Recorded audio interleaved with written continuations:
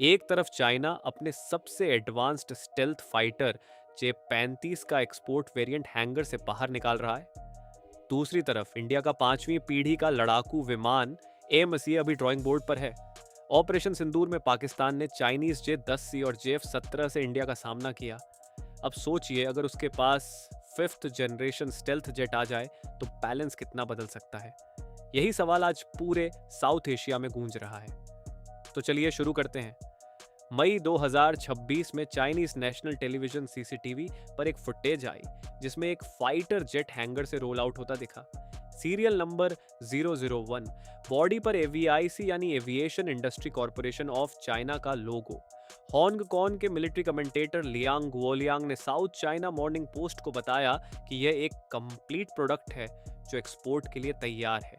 ये था जे-35 AE, China का फिफ्थ जनरेशन स्टेल्थ फाइटर का एक्सपोर्ट मॉडल, और इसका पहला कस्टमर पाकिस्तान होगा।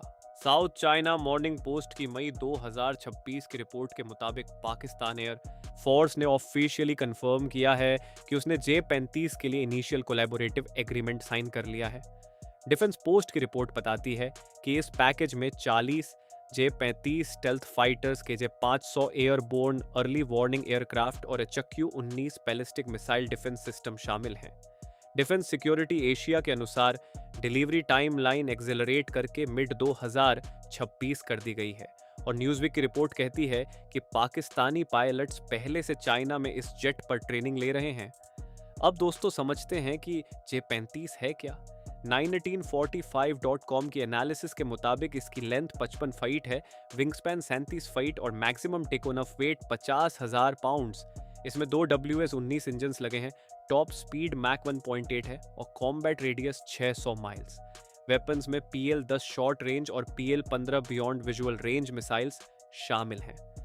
नेशनल सिक्योरिटी जर्नल के अनुसार इसमें 12 मिसाइल बीस्ट मोड है और यूनिट कॉस्ट करीब $55 मिलियन, लेकिन इसकी असली ताकत स्टेल्थ है। ग्लोबल टाइम्स की रिपोर्ट कहती है कि जे-35 का रडार क्रॉस सेक्शन एक इंसान की हथेली जितना छोटा है, एस्टिमेट करीब 0.001 स्क्वायर मीटर। ये मेटा मटेरियल टेक्नोलॉजी की वजह से पॉसिबल हुआ है। अब यहाँ एक सवाल जो आपको जहन में रखना है, क्या चाइना के ये दावे इंडिपेंडेंटली वेरीफाइड हैं या सिर्फ स्टेट मीडिया का प्रोपेगेंडा? इसका जवाब थोड़ी देर बाद। पहले समझते हैं कि अगर पाकिस्तान के पास जे-35 आ गया तो राफेल के खिलाफ क्या होगा। दोस्तों, राफेल बेहद केपेबल फॉर 0.5 जनरेशन जेट है। इसमें Thales RBE two AES radar, Spectra, electronic warfare suite या मीटियर मिसाइल्स हैं, लेकिन यह फुल स्टेल्थ एयरक्राफ्ट नहीं है। एरोस्पेस ग्लोबल न्यूज के मुताबिक राफेल का रडार क्रॉस सेक्शन अनुमानित 0.75 से 1.1 स्क्वायर मीटर है, जबकि जे-35 का RCS 0.001 स्क्वायर मीटर क्लेम किया गया है। फर्क सैकड़ों गुना का है। इसका मतलब जे-35 राफेल के रडार पर बहुत देर से दिखेगा, जबकि राफेल जे-35 के रडार पर जल्दी पकड़ा जाएगा। ये स्टेल्थ बनाम नॉन स्टेल्थ का बुनियादी फर्क है। न्यूज़ की एनालिसिस कहती है कि stealth fighters defended air space में घुस सकते हैं, एडवर्सरी रडार से डिटेक्शन में देरी करा सकते हैं और कम वार्निंग के साथ प्रिसिशन स्ट्राइक कर सकते हैं। राफेल इलेक्ट्रॉनिक वॉरफेयर और एजिलिटी में बेहतर है, लेकिन जब बात स्टेल्थ की आती है तो जनरेशनल गैप साफ दिखता है। और यह सिर्फ एक जेट की बात नहीं है। ऑपरेशन सिंदूर ने दिखाया कि पाकिस्तान की एयर फोर्स अब कितनी चाइनीज हो चुकी है। यूरेशियन टाइम्स की रिपोर्ट के मुताबिक मई 2025 की 4 दिन की जंग में पाकिस्तान ने जे-10C, जे-17 PL-15 beyond visual range missiles, HQ-9 और HQ-16 एयर डिफेंस सिस्टम्स, यहां तक कि Chinese Baidu navigation satellite system का भी इस्तेमाल किया। ब्लूमबर्ग की रिपोर्ट कहती है कि पाकिस्तान ने दावा किया कि जे-10C से PL-15 मिसाइल्स फायर करके इंडियन राफेल को मार गिराया। पेंटागन ने कंफर्म किया कि चाइना ने कुल 36 जे-10C पाकिस्तान को एक्सपोर्ट किए। अब सोचिए, जब 4.5 जेन जे-10C से इतनी चुनौती मिली तो फिफ्थ जेन जे-35 आने पर क्या होगा। पाकिस्तान की एयरफोर्स अब एक सिस्टमैटिक अपग्रेड पाथ पर है। JF-17 light weight multi role, J medium weight four 0.5 gen और अब जे-35 फिफ्थ जनरेशन स्टेल्थ। ऊपर से KJ-500 अवैक्स और HQ-19 ballistic missile defence security Asia ने इसे सिर्फ एक एयरक्राफ्ट परचेज नहीं बल्कि एक पूरा कॉम्बैट इकोसिस्टम बताया है। आर्मी रिकॉग्निशन की एनालिसिस एक और बड़ी चिंता बताती है। इंडियन एयर फोर्स की ऑथराइज्ड स्ट्रेंथ 42 स्क्वाड्रंस है, मगर एक्टिव सिर्फ 31। ये गैप टू फ्रंट सिनेरियो में बेहद खतरनाक है। अब इंटरनेशनल रिएक्शन।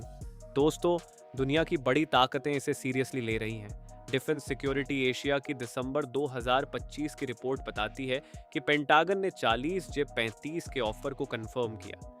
ट्रिब्यून इंडिया के अनुसार अमेरिका ने इंडिया को F-35 ऑफर किया है और रशिया ने सुखोई Su-57 पिच किया है। दोनों ऑपरेशनल 5th जनरेशन फाइटर्स हैं। मतलब वॉशिंगटन और मॉस्को दोनों इस स्टेल्थ रेस में अपनी जगह बनाना चाहते हैं। अब वापस आते हैं उस सवाल पर, क्या J-35 के दावे वेरीफाइड हैं? फ्लाइंग मैगजीन की रिपोर्ट कहती है कि रॉयटर्स ने इस फाइटर को डिफेंस एनालिस्ट्स के लिए ब्लैक बॉक्स बताया है। एक्चुअल परफॉर्मेंस का इंडिपेंडेंट वेरिफिकेशन बेहद लिमिटेड है। एविएशन एनालिस्ट रुपेश टीनो के मुताबिक J-35 प्राइमरीली चाइना की खुद की एयर फोर्स के लिए है, फॉरेन डिप्लॉयमेंट कंफर्म नहीं। और वन इंडिया की रिपोर्ट बड़ा सवाल उठाती है कि IMF की मदद पर टिका पाकिस्तान इतने महंगे हथियारों का खर्च कैसे उठाएगा। दोस्तों, अब सबसे जरूरी बात, इंडिया क्या काउंटर कर रहा है? पहला MSA। DRDO के अनुसार ये इंडिया का indigenous 5th generation stealth fighter है, जिसका पहला प्रोटोटाइप 2026 से 27 तक रोल आउट होगा और इंडक्शन 2035 तक। दूसरा तेजस MK2। डिफेंस न्यूज इंडिया के मुताबिक ये 17.5 टन का मीडियम वेट फाइटर है, जिसमें GF-414 इंजन, उत्तम AESA रडार और 6.5 टन पेलोड कैपेसिटी है। इंडक्शन 2028 से 29 तक एक्सपेक्टेड। तीसरा और सबसे बड़ा game changer R-37M missile. Defence news के अनुसार जून 2026 में इंडिया ने रशिया के साथ $1.2 बिलियन की डील फाइनल की है, जिसमें करीब 300 R-37M ultra long range missiles शामिल हैं। इनकी रेंज 300 से 400 किलोमीटर है, स्पीड मैक 6 और यह एवैक्स किलर कहलाती हैं। डिफेंस सिक्योरिटी एशिया के अनुसार ये खरीद सीधे ऑपरेशन सिंदूर के सबक से जुड़ी है, जहां इंडिया को चाइनीज PL-15 मिसाइल से लॉन्ग रेंज चैलेंज का सामना करना पड़ा। Su-30 MKI पर इंटीग्रेट होंगी, जो बियॉन्ड विजुअल रेंज एंगेजमेंट को ट्रिपल कर देगा। साथ ही इंडिजीन शस्त्र MK2 मिसाइल 200 से 250 किलोमीटर रेंज के साथ लेट 2026 तक रेडी होगी। इंडियन हॉक की रिपोर्ट बताती है कि डिफेंस सेक्रेटरी ने मार्च 2026 में क्लियर किया कि विदेशी 5th चेन खरीदने की जल्दी नहीं। AMCA ही मास्टर प्लान है, तो खतरे की घंटी है या दिखावा? सच कहूं तो दोनों। खतरा रियल है, क्योंकि स्टेल्थ एक क्वालिटेटिव शिफ्ट है जो फलीट साइज से नहीं मापी जाती। अगर J-35 AMCA से पहले आ गया तो विंडो ऑफ वल्नरेबिलिटी बनती है, लेकिन दिखावे का एलिमेंट भी पक्का है। J-35 कॉम्बैट प्रूवन नहीं। पाकिस्तान की माली हालत सवालों में है और इंडिया का काउंटर कमजोर नहीं है।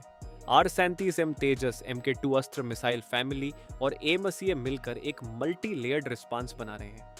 असली सवाल ये नहीं कि पाकिस्तान को J-35 मिलेगा या नहीं। असली सवाल ये है कि इंडिया अपनी टाइमलाइंस कितनी तेजी से डिलीवर करता है। डिफेंस में प्लान काफी नहीं होता, एग्जीक्यूशन ही असली ताकत है। तो दोस्तों, अभी के लिए इतना ही। मिलता हूं आपसे अगले वीडियो में।